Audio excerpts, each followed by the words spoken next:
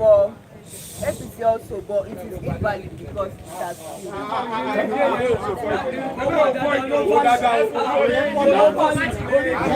we don't the line.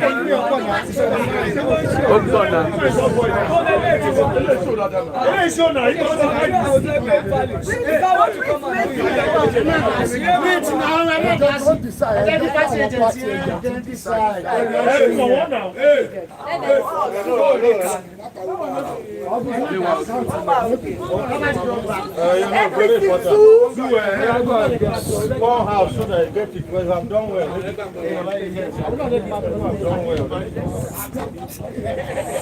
Agent. Labour Party. Agent. A small. House of Reps. One house. APC, please.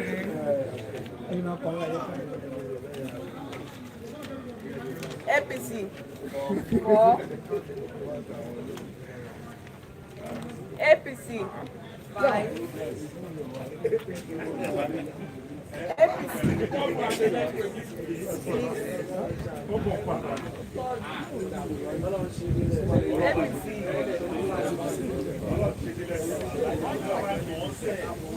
7.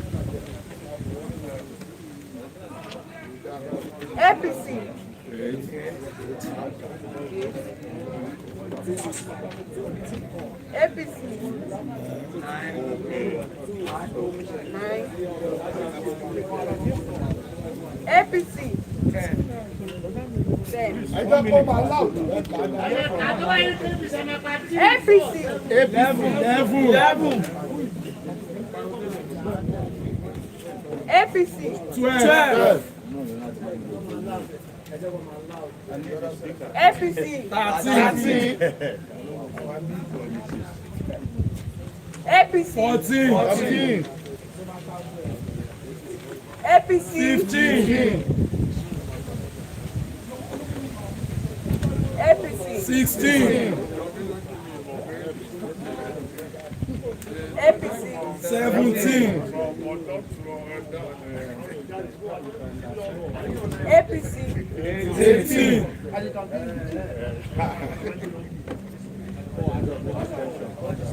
APC. 19. APC.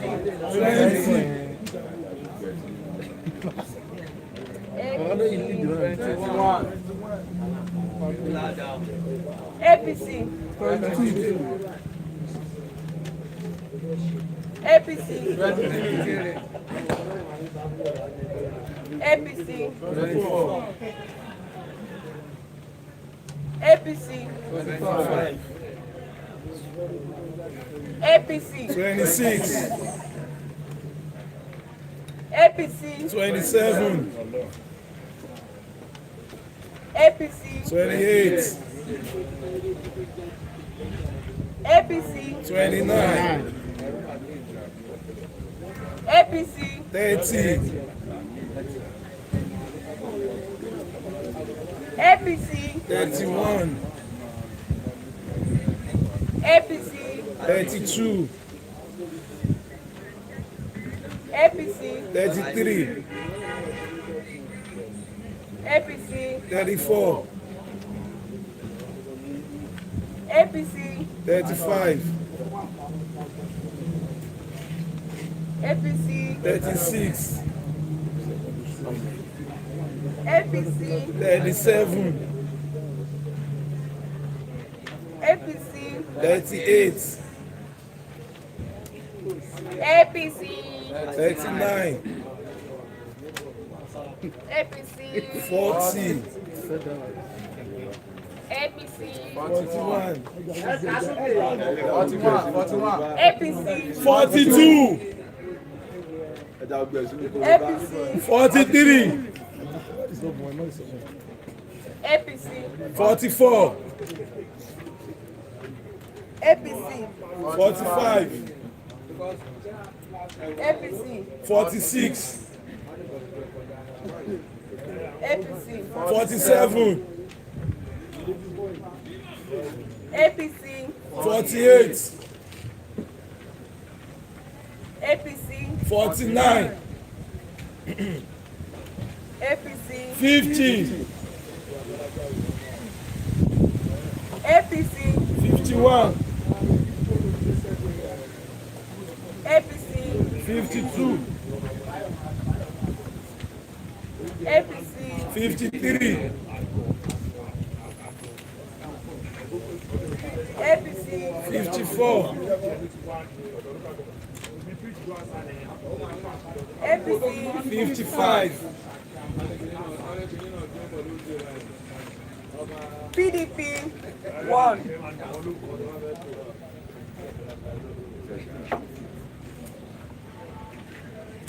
APC 56, APC 57, APC 58, APC 59, APC 60, APC 61, APC 62, APC 63, APC 64, APC 65, APC 66, APC 67,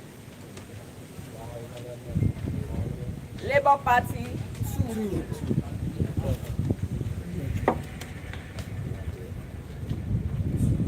APC 68,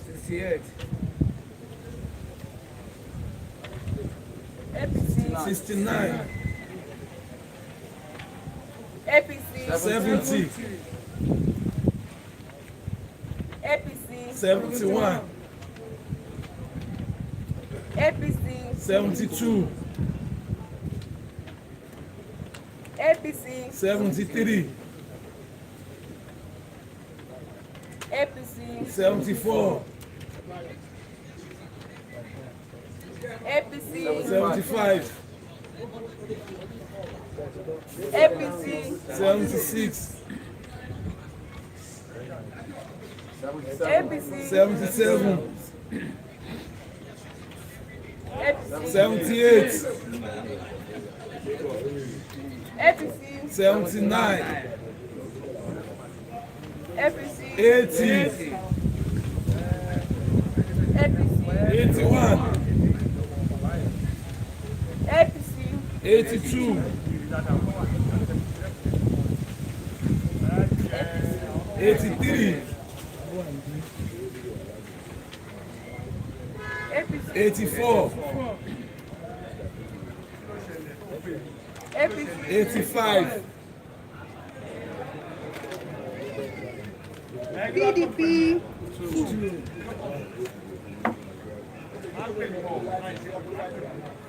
APC 86,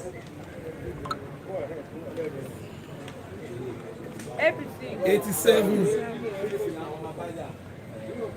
APC 88, APC 89,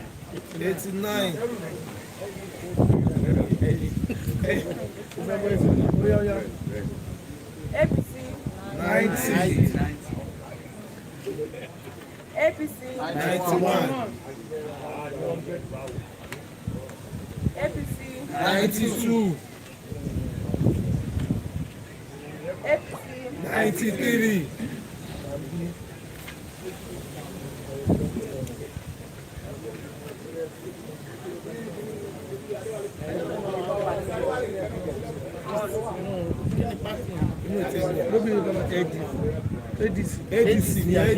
ADC 1. That's a mechanic. APC 98, 94. 94.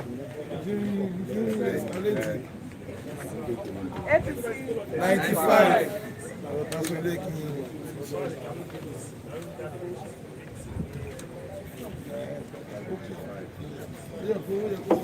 APC 95, PDP 2, Labour Party 2,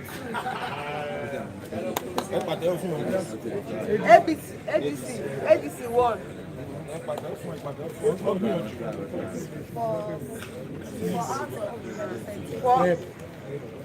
For vote for House of Representatives. Then this one is invalid. One invalid.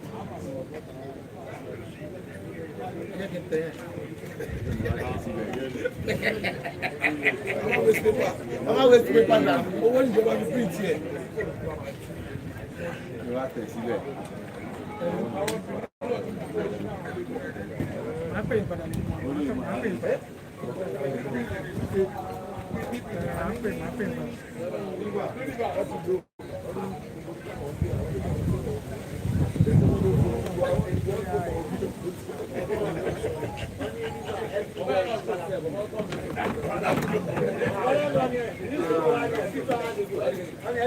Then the second counting goes for the senatorial election. Senatorial election. One house. APC 1, APC 2, APC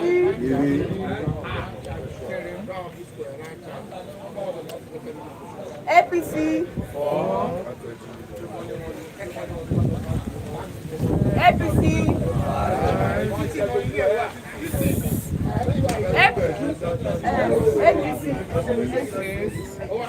No.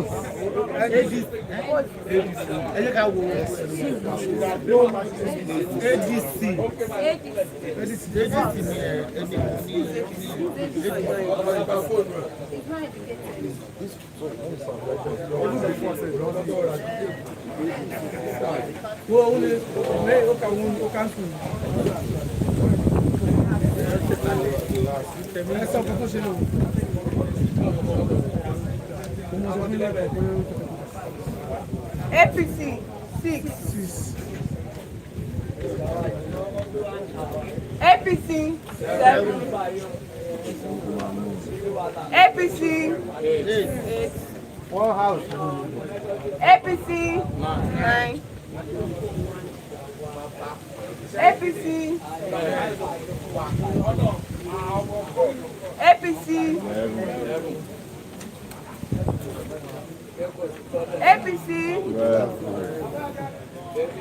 Thanks for watching this video. Please don't forget to click on subscribe button.